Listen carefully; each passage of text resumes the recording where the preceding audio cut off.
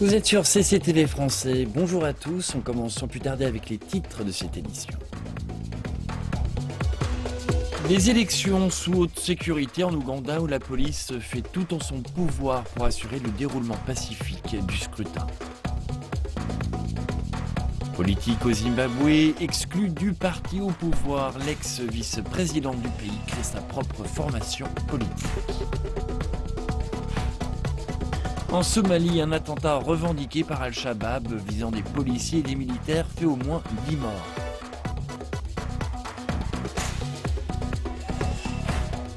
Le gouvernement du Zimbabwe redouble d'efforts pour enrayer l'évasion fiscale dans le pays.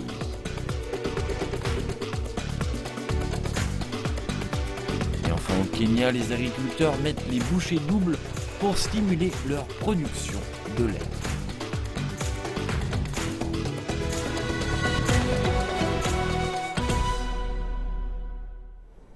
On commence cette édition en Ouganda. La sécurité a été renforcée afin d'assurer le bon déroulement des élections présidentielles. Des milliers de policiers ont été déployés en amont de l'ouverture des bureaux de vote et se tiennent prêts à intervenir en cas de débordement. Ils sont omniprésents dans les rues de Kampala. Les policiers patrouillent les sites comportant des bureaux de vote à risque à l'intérieur et à l'extérieur de la ville. En périphérie de la ville, ils se déplacent à moto. Ils ont pour consigne de ne laisser personne troubler ces élections. Nous sommes présents non seulement en uniforme, mais également en civil, afin de pouvoir neutraliser ceux qui tentent d'influencer des électeurs ou de les dissuader d'aller voter en les intimidant. Tout le monde sera capable d'exercer son droit et nous vous protégerons.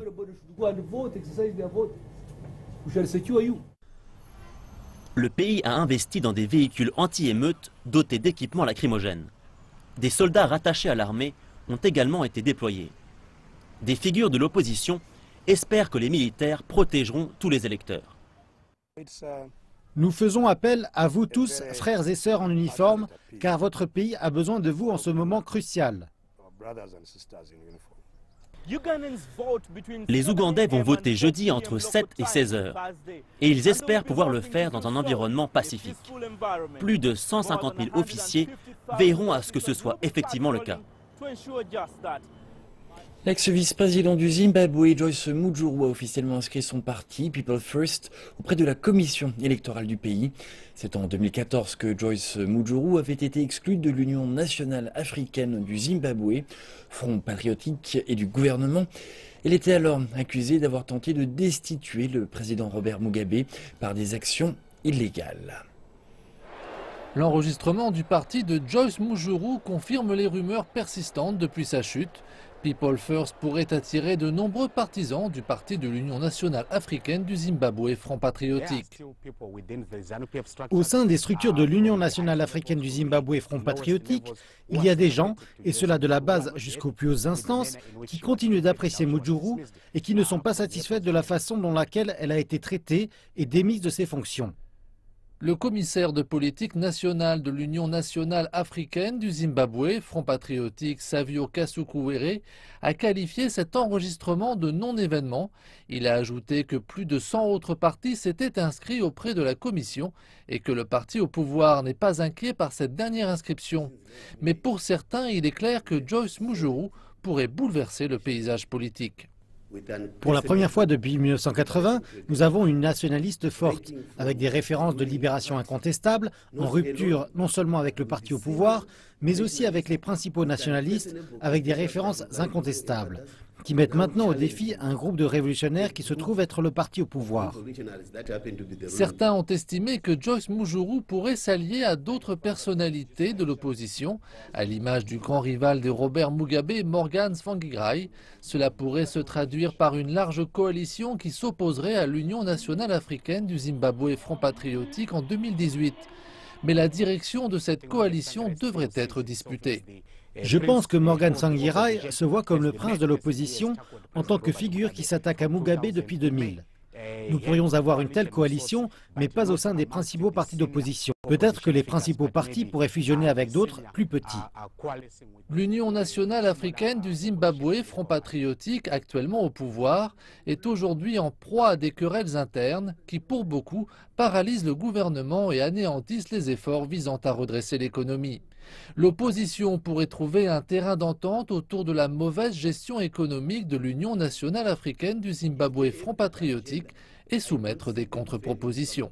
S'ils ont cette idée, j'imagine qu'ils la réaliseront ensemble. Mais s'ils commencent à se disputer leur part du gâteau, l'Union nationale africaine du Zimbabwe, Front patriotique, ne disparaîtra pas de cette façon. Quant au président Robert Mugabe et à l'Union nationale africaine du Zimbabwe, Front patriotique, ils chercheront à obtenir un nouveau mandat de 5 ans lors de l'élection qui aura lieu en 2018. Le groupe extrémiste Al-Shabaab représente toujours une grande menace pour la Somalie. Ces derniers mois, plusieurs attaques l'ont d'ailleurs rappelé. La dernière en date s'est produite à Afgouye, où au moins 10 personnes ont perdu la vie. L'attaque perpétrée à Afgouye a été meurtrière. Des militants d'Al-Shabaab ont pris pour cible une position de l'armée et un poste de police. À l'issue de l'opération réalisée à minuit, on comptait au minimum 10 victimes. Pendant quelques instants, les hommes en armes ont investi cette riche ville agricole. Cependant, pour les autorités, le groupe terroriste s'est affaibli, et cela en dépit des attaques à l'encontre des intérêts somaliens et des bases de mission de l'Union africaine en Somalie, la MISOM. La guerre contre Al-Shabaab se déroule sur 2 fronts. Nous avons gagné le combat militaire. Nous travaillons maintenant à la manière de changer l'idéologie extrémiste. Al-Shabaab utilise les jeunes. C'est la raison pour laquelle nous leur accordons même l'amnistie. Nous voulons qu'ils cessent de combattre et qu'ils épousent le processus de paix somalien. En un an, les militants affiliés à Al-Qaïda ont pris pour cible 3 bases de la MISOM. Chacune de ces attaques a été perpétrée de nuit, infligeant de lourds dommages à la force multinationale. Mais la récente attaque d'Afgouye indique que les forces somaliennes ne sont pas préparées à assurer la sécurité nationale du pays. Un des défis qu'il leur reste à surmonter réside dans le manque d'entraînement adéquat et leurs besoins en armement. Quant à l'efficacité de la MISOM, elle est également remise en question. La mission a en effet abandonné 10 villes en moins d'1 an. Elle cherche à attirer les jeunes contraints de rejoindre le groupe. Al-Shabaab est une organisation terroriste. Sa force est relativement faible. La seule façon qu'elle a de créer la panique au sein de la population est d'utiliser des explosions et des poseurs de bombes kamikazes. En tant que gouvernement, nous pensons que nous avons gagné cette bataille. La seule arme dont ils disposent maintenant, ce sont les explosions. C'est pourquoi il leur est plus facile d'attaquer après avoir posé les bombes. Ici, les experts affirment que l'offensive contre Al-Shabaab doit débuter. Par cette action, les experts estiment que l'attention d'Al-Shabaab pourrait être détournée et que le groupe extrémiste ne sera plus capable de réaliser des attaques mortelles. Ainsi, le pays sera à même d'assurer en septembre les élections parlementaires et présidentielles dans un environnement sécuritaire. Au Zimbabwe, la Banque centrale a été louée pour ses efforts afin de mettre un terme à la fuite de capitaux hors du pays via toute une palette de moyens illicites. Dans sa déclaration de politique monétaire au début du mois, le gouverneur de la Banque centrale, le docteur John Mongudia, a annoncé tout un arsenal de mesures qui limitera les mouvements de fonds offshore. À travers le non-paiement de gains à l'exportation, des investissements étrangers non approuvés, l'évasion fiscale et la contrebande, on estime que des individus et des compagnies ont siphonné illégalement plus de 1,8 milliard de dollars hors du pays en 2015. Ces fuites ont causé une hémorragie de la fragile économie et baissé les réserves de devises étrangères à l'équivalent de moins d'1 mois d'exportation à partir du mois de décembre dernier. La Banque centrale a à présent institué des contrôles plus stricts. Une approbation est requise pour tous les retraits supérieurs à 10 000 dollars. Les paiements offshore des compagnies requerront une approbation et ne pourront dépasser 3% du revenu. Toutes les transactions douteuses devront être rapportées. Et les banques devront observer des règles plus strictes d'identification des clients. De moindres sorties d'argent renforceront les liquidités et donneront au gouvernement davantage d'espace fiscal et l'aideront dans ses efforts de régler les obligations de sa dette cette année. Ce sont de bonnes mesures, mais elles doivent être mises en œuvre pour qu'elles aient de la valeur. Parce que si nous n'avons pas de mécanisme sérieux de mise en œuvre, alors nous aurons des problèmes.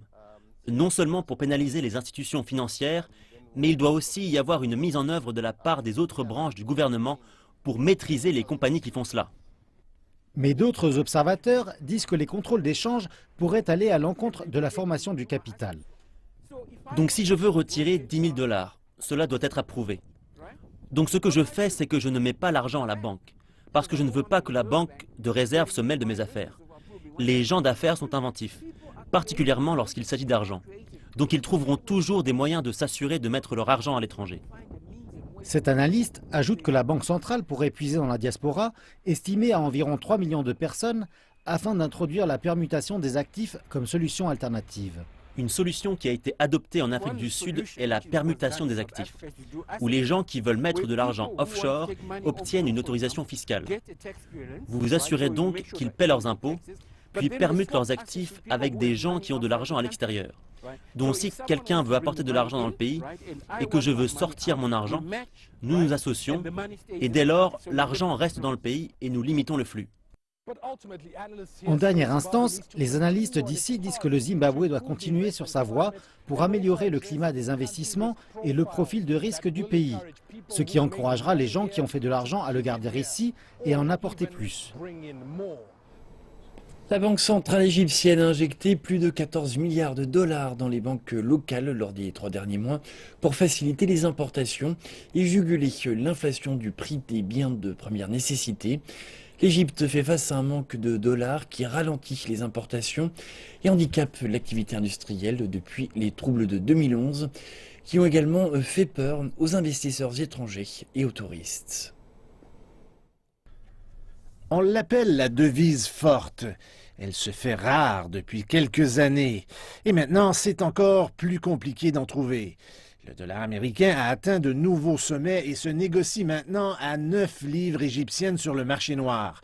C'est un bond de 10% en une seule journée. Et les investisseurs sont inquiets. Un des problèmes principaux auxquels font face les investisseurs est le manque de devises étrangères. Mais c'est provisoire, cela ne durera pas longtemps.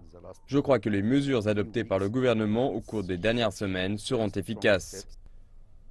Le gouvernement a récemment appliqué diverses mesures, comme des restrictions sur les importations, des droits de douane plus élevés pour conserver les dollars. La Banque centrale a aussi injecté des devises étrangères dans le système bancaire pour faciliter les importations de biens essentiels. Ces mesures ont été efficaces, mais l'écrasement d'un avion russe l'année dernière a résolument réduit les revenus de devises. Cela a incité le gouvernement à injecter 14 milliards de dollars dans le marché pour atténuer la pression sur la livre égyptienne et rétablir la confiance des investisseurs. Une fois que vous réussissez à conserver la confiance des investisseurs déjà sur place, cela va envoyer un message très fort à l'étranger pour les investisseurs qui pourraient venir ici. Cette situation perdure depuis près de 5 ans. Le gouvernement travaille d'arrache-pied pour augmenter la quantité de dollars sur le marché, mais il semble que la crise des devises devrait se poursuivre pendant un certain temps. Le Kenya est le deuxième plus grand producteur et consommateur de lait en Afrique subsaharienne. Ce secteur connaît une croissance rapide et contribue pour près de 4% au PIB du pays. La production de lait a doublé au cours de la dernière décennie. Cependant, il y a eu très peu d'amélioration dans les méthodes agricoles au cours des 25 dernières années. Certains agriculteurs souhaitent améliorer leur rendement. Les Kenyans adorent leur lait. L'Organisation mondiale de la santé dit qu'en moyenne, ils boivent 100 litres par an. Mais comme la plupart de l'industrie agroalimentaire du Kenya, le secteur laitier est encore largement sous-développé et cela résulte en une faible production de lait, à des maladies et à un forage de mauvaise qualité. Au niveau macro, l'industrie du lait contribue pour 14% du PIB agricole. Peter Matenge possède une exploitation dans la région de la vallée du Rift où presque 60% du lait du Kenya est produit. Il se nomme lui-même un exploitant urbain avec ses vaches sur un terrain de 15 par 22 pieds dans la ville de Nakuru. Ces vaches produisent une moyenne de 35 litres de lait par jour car il les relaxe et les divertit avec la télévision et de la musique. La musique et les activités comme la télévision apaisent l'esprit des animaux. Donc ils ne sont pas stressés, ils ont plus de confort. Avant, les vaches produisaient entre 27 et 30 litres de lait par jour. Mais quand j'ai mis en place le système de musique, la production de lait a augmenté. Cela semble inhabituel, mais ce n'est pas une nouvelle idée. Des chercheurs à l'université de Leicester ont découvert que les vaches exposées à de la musique relaxante produisaient 3% de plus de lait. Peter soutient cette méthode. Il dit que sa production de lait a augmenté car en plus de les relaxer, ces vaches profitent d'un bon confort avec des tapis pour dormir et 2 techniciens gardent leurs environnements propres tout le temps. Ils leur donnent aussi du fourrage à haute teneur en protéines 3 fois par jour. Elles commencent à avoir à manger à 6 heures du matin. Après, c'est l'après-midi. Et enfin, à 8 heures le soir, elles ont à manger selon leur poids. Si un animal fait 500 kg, il faut 10% de son poids en nourriture. Donc on lui donne 50 kg de fourrage par jour. Peter Matengay vend son lait au supermarché et aux clients individuels à des prix plus élevés car il dit que la qualité et le goût sont meilleurs. Il forme également des étudiants et des agriculteurs aux techniques d'élevage de bétail sur de petites parcelles de terre dans les villes, ainsi qu'aux techniques d'hygiène et de gestion des déchets. Peter utilise ces déchets pour fabriquer du biogaz qu'il vend ensuite à ses voisins. Il y a un système de production de gaz que j'envoie ensuite dans le quartier aux gens qui vivent proches d'ici. Ensuite, le produit issu du biogaz vient de l'autre côté de l'exploitation. C'est à partir de cet endroit que je le récupère et que je le redistribue aux fermes alentours. Et par ailleurs, je peux cultiver des céréales et du maïs. Les résidus des déchets sont réutilisés comme herbicides dans sa ferme où il cultive et préserve son propre fourrage. Aujourd'hui, Peter conseille les universités, le gouvernement et les exploitants locaux en leur montrant comment mettre en place de nouvelles normes en matière de production et de santé. Le lait continue à être l'un des secteurs à la croissance la plus rapide au Kenya. Aujourd'hui, les investisseurs font la queue pour donner de l'argent dans l'industrie laitière du pays avec des millionnaires comme Dangote du Nigeria qui cherche à produire du lait en poudre et d'autres produits laitiers pour les marchés locaux et l'exportation. Les experts pensent que le secteur doublera sa croissance dans les 10 prochaines années, mais uniquement si les exploitants grandissent avec. En Tanzanie, on assiste à une explosion du nombre d'élèves dans les écoles primaires et secondaires depuis que le gouvernement a implanté une politique de gratuité scolaire. Dans certaines classes, il y a plus de 100 élèves, une mesure qui plaît aux parents mais qui représente un grand défi pour les enseignants et pour le système d'éducation en général. Dans les salles de classe de la plus grande ville de Tanzanie, il ne manque pas d'élèves. Il y a ici 60 élèves et l'année prochaine, ils seront encore plus nombreux. Le nombre d'inscriptions a monté en flèche depuis que le président a implanté une politique de gratuité scolaire dans le pays. Pour les écoles, il s'agit d'un défi énorme qui n'a pas été vu depuis des années. Pour obtenir une bonne éducation, nous devons augmenter le nombre d'enseignants, mais aussi améliorer les infrastructures. C'est un défi pour les classes, les bureaux, le matériel didactique, les livres, etc. Mais je pense que tout sera prêt à temps. Dans le passé, les élèves devaient amener leurs propres livres et les parents devaient contribuer. Mais maintenant, il n'y a plus d'autres frais de scolarité dans les écoles publiques et même les écoles privées peuvent devenir moins chères. Les changements du président Magufuli pourraient avoir un impact profond sur une génération entière d'enfants tanzaniens. Des milliers d'enfants supplémentaires arrivent dans les écoles publiques et les écoles privées comme celle-ci. Mais le défi pour toutes ces écoles est de s'assurer qu'ils peuvent maintenir la qualité de l'enseignement. Les élèves de cette école privée sont si bien entraînés qu'ils peuvent eux-mêmes se transmettre les différentes leçons. Et le personnel enseignant croit que plus d'enfants viendront ici. Alors, les écoles publiques sentent une certaine pression. Cette année, j'ai reçu plus de 40 nouveaux venus de l'école publique, ce qui nous laisse croire que ce que nous faisons est bon. Et c'est pourquoi les gens veulent s'inscrire dans nos écoles. Donc nous espérons que les écoles privées continueront ici à offrir de bons services. Pour les élèves, l'éducation demeure sacrée, peu importe où se trouve l'école. Les gens qui sont pauvres, les enfants qui sont pauvres, ils veulent vraiment aller à l'école, mais ils ne peuvent pas parce qu'ils ont des problèmes familiaux. Grâce à la gratuité scolaire, la plupart de ces enfants peuvent maintenant aller à l'école. L'éducation est une bonne chose. Si vous voulez devenir une bonne personne, une bonne éducation va permettre de devenir quelqu'un de bien. C'est quelque chose de bien. Le président a fait une promesse qui s'est avérée très populaire. Mais le vrai test, ce n'est pas seulement de remplir les classes d'élèves, c'est plutôt de leur enseigner quelque chose une fois qu'ils seront là. Le gouvernement tanzanien va désormais former et déployer des paramilitaires pour combattre les gangs de braconniers qui chassent des éléphants. Cette annonce survient 2 semaines après qu'un pilote d'hélicoptère a été abattu alors qu'il traquait des braconniers près de Serengeti. Chaque jour, dans toute la Tanzanie, des centaines de gardes-chasse prennent les armes pour combattre les braconniers. Ces images sont celles d'un exercice. La réalité est autrement plus dangereuse. C'est pourquoi le ministère tanzanien du Tourisme a créé une nouvelle unité de lutte contre les crimes de la faune.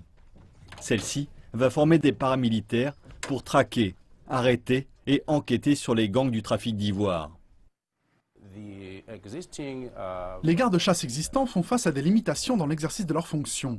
Nous allons alors améliorer les méthodes de renseignement, mais également les méthodes d'enquête et nous allons aussi améliorer les méthodes de poursuite en justice. Quelques jours avant l'annonce de ces mesures, un pilote, Roger Gower, a été tué alors qu'il traquait des hommes armés. La police a depuis arrêté un homme accusé d'avoir tiré sur le pilote dans le ciel. C'est la première fois depuis des décennies qu'un hélicoptère est abattu. Le gouvernement tanzanien entend également durcir les lois sur le port d'armes. Et c'est la fin de cette édition. Merci de votre attention. Je vous retrouve tout à l'heure pour le prochain journal.